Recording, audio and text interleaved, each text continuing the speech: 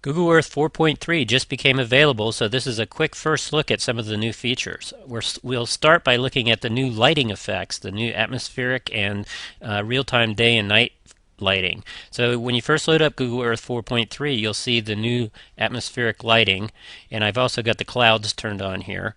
You can turn on the day-night mode in the button at the upper middle, and now you'll see the current position of the sun. You can drag the time slider to make the sun go forward or backwards in time, so you can see how the sun progresses along the Earth as the Earth rotates. Um, Now, if you zoom in while the clouds are turned on and get into the atmosphere, you can see the effects of the lighting against clouds and the sky. So if we now drag the time slider, you can watch the sun backtracking to sunrise and see how the light is playing against the atmosphere and the clouds, which are being silhouetted. And against the 3D terrain, you can see the new early morning light on the terrain. You can also move around and go over to the afternoon and to the sunset and see the effects there.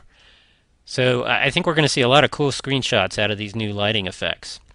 Let's move on to the 3D buildings. Google has new improved 3D buildings. First of all, they've improved the performance when they load. So I'm flying here first to Baltimore, which I've not previously loaded, and we're going to zoom down into it and turn on the 3D buildings layer. And if you watch really quick, you first see simplistic versions of the buildings appear almost instantly. And then as we're zooming around, higher res textures are being loaded. Now, since I'm actually recording a video here on the same machine as it's trying to load up all this, it's probably a little bit slower than it normally would be without making a video. But we're flying around and looking at all these buildings in Baltimore, which apparently are automatically generated somehow, but Google isn't telling us how. I'm flying around in the city, by the way, using the 3D Connection Space Navigator, which is a really great way for flying around. It's a 3D mouse. But Google Earth 4.3 has new navigation gadgets in the upper right, so let's try those. The first one up in the upper right lets you look around as if you're looking down and up and around by just moving your mouse around in circles. And the second one is a pan gadget, which moves you around left, right, and forward, just like you normally would pan around. So it gets you to a new position. And then you can look around from a new position. And the bottom gadget is your zoom gadget, which lets you move along forward or backwards or up and down. As you get close to the Earth, it automatically tilts to horizontal.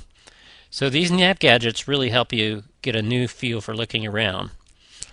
All right, the next highly anticipated feature is the Street View images that we know from Google Maps. Well, they're now in Google Earth. If you look in the lower left, there's a layer called Street View. Turn it on, and as you zoom in over the United States, which is the only place that has Street View so far, you'll see gold camera icons appear.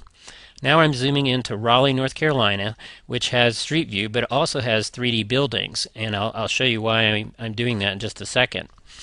So we'll zoom in and go down the street, and you can see the camera icons as you get closer. More and more of them appear.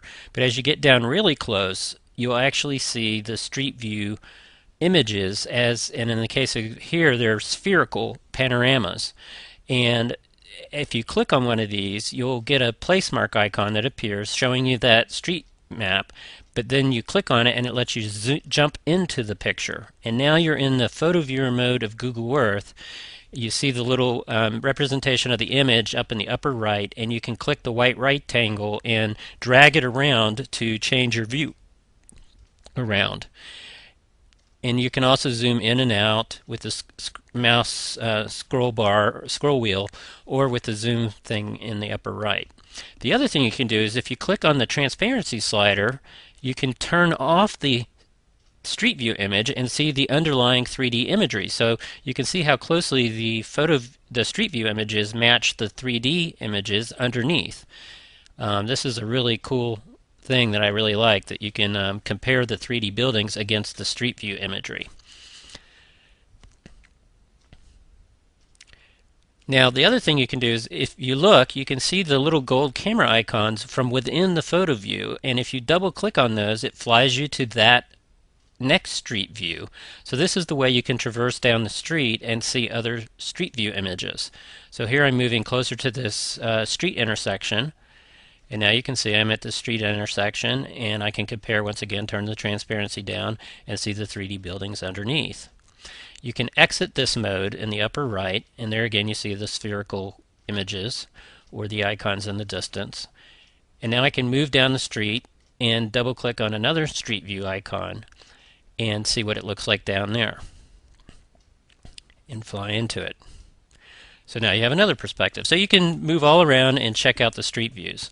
So anyway, this is a quick first look at all these new features in Google Earth 4.3, and I will be writing more about the new features over the coming days.